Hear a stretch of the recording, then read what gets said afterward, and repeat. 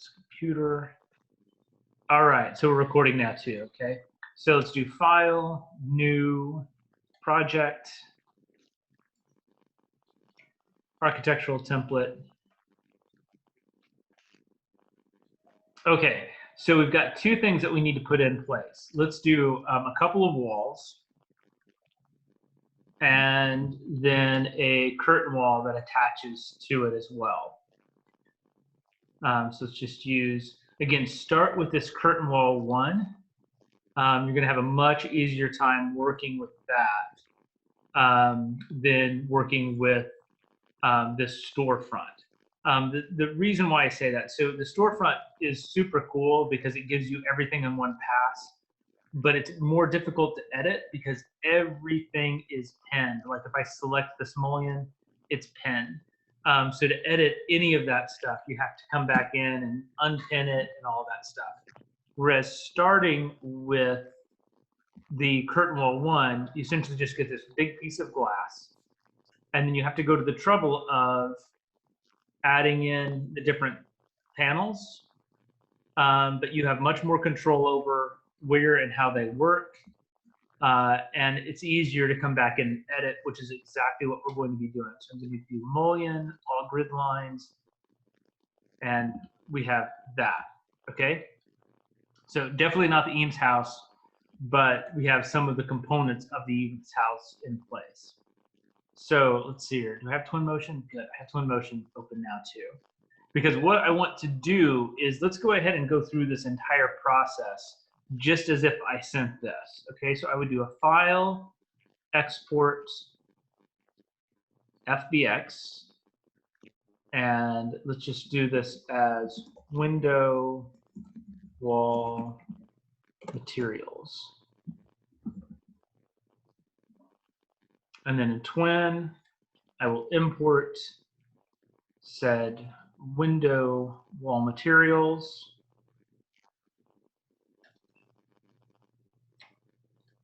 As an object.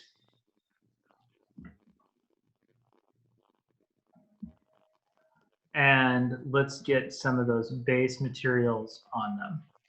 So materials, glass, I typically like to use the two-sided glass. And then let's throw a wood material on the walls and a brushed aluminum on the window mullions, and fix the walls. There we go. A little better scale.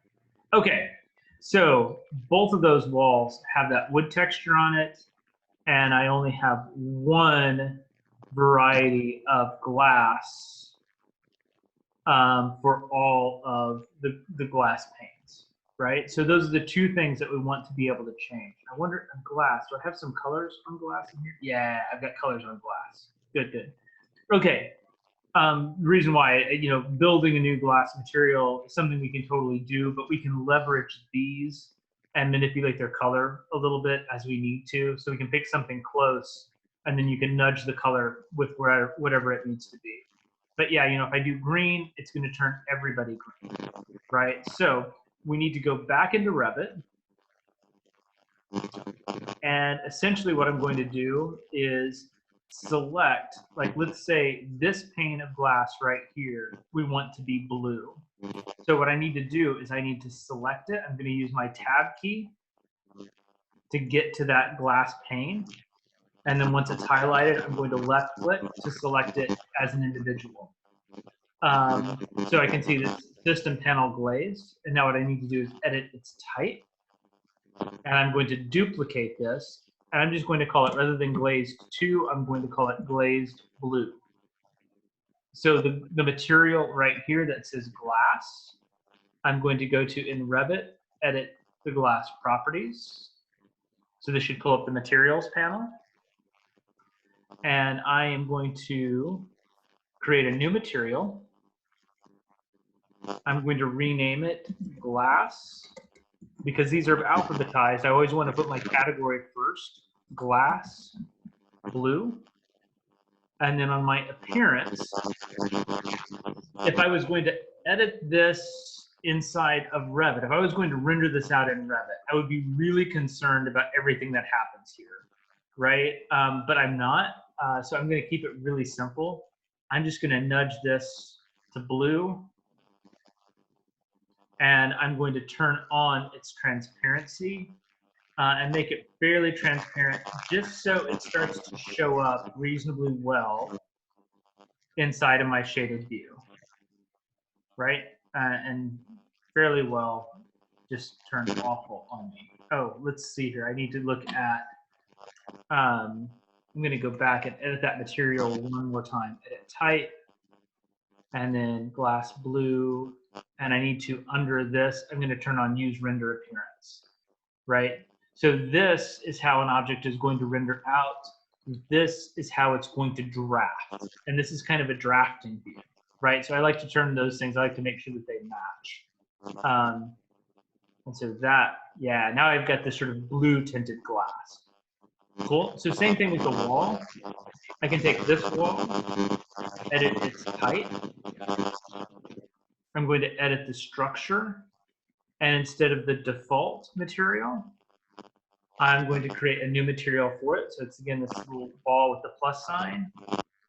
And let's rename that. Oh, gosh. I hate it when I misclick in Revit. It does some weird stuff every now and then. I think that was it. Let's right-click, rename, brick wall 2, because there's already a brick common. And so in this one, again, I'm just going to give it a brick-like color. And then I'm going to match its render appearance. And I'm going to say okay and okay. And so notice it changed both of those, right? And that's because I've changed that basic generic wall 8 type. So if I need 2 different materials, I actually need 2 different families. So I'm going to go duplicate, generic 8-inch. Oh gosh, I mentioned that I hate when I misclick. Come on, work with me. Generic 8-inch, yeah. Duplicate wood. So now I've got generic 8-inch wood and generic 8-inch. Okay, so on this one, that's generic 8-inch wood. This one is generic 8-inch. So here, I can edit the type, edit the structure, edit the material, rename that material to not wide, wood, appearance, the nice browny brown,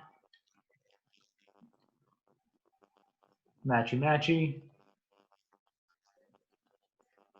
Okay, so now I've got 2 materials there and at least 2 materials here. So however many times I need to do that for glass, I'm just going to make a new glazing material for that. So to update this in Twinmotion, I'm simply going to do a file, export, FBX, and I'm going to overwrite that. I'm going to overwrite this FBX file and say save. Inside of Twin, I'm going to go back to my imports. I'm going to select that. So that was my wall materials FBX, and click reload. And that updates everything, right? So now this, it's like, I don't know what material this needs to be anymore. And I don't know what material either one of those need to be anymore, right? So it's kept everything as it was, except things that have a new material name. So now I can come back in and go wood. You get that wood at that scale. This guy gets this brick at that scale. Hey, Olivia. And this gets more of a bluish glass like that. And, you know, if I want that to show up even more aggressively, I might sort of down its translucency and opacity even more. Cool? So you're 100% right. It's all about setting those materials up first inside of Revit, and then updating your file as it sends itself off to Twinmotion.